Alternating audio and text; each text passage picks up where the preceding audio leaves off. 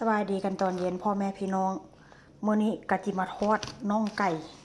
มีน่องไก่น้อยๆแล้วก็ปีกไก่นำได้บ่ใหญ่เป็นปีกน้อยๆว่าเส้นซะซื้อมาเมื่อวันที่อายุวันที่26พุ่นล่ะพี่น้องที่26เดือน2อันนี้ราคาเดี๋ยวนี้เด้อ 3.69 อันนี้ต่อ1กิโลหน้าตาของมันก็จะเป็นประมาณนี้เด้อพี่น้องเป็นตอนน้อยๆทอดกินกับข้าวเหนียวทอดแล้วกะจิพอดีแล้วนี่นะกินกับข้าวเหนียวฮ้อน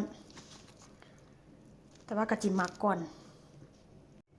หลังจากล้างแล้วกะจิมาหมักนี่ก็บ่ใส่หยังหลายเด้อพี่น้องใส่พริกไทยแล้วก็ใส่ซีอิ๊วขาวกะเห็ดหอมแค่นี้ได้พี่น้องเอ้ยก้อยบ่ได้หมักหยังหลายเด้คือว่าแหละลูกชายกินน้ำเฮ็ดหยังก็ค่อนข้างระวังธรรมดาในพริกไทยนี่ก็บ่ควรที่ใส่ดอกแต่ว่าก็บ่เป็นหยังดอกเนาะทอดน้ำมันแล้วมันก็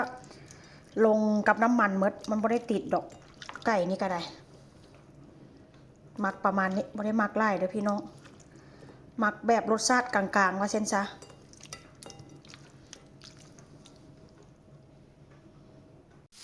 แล้วก็จิมาตำอันนี้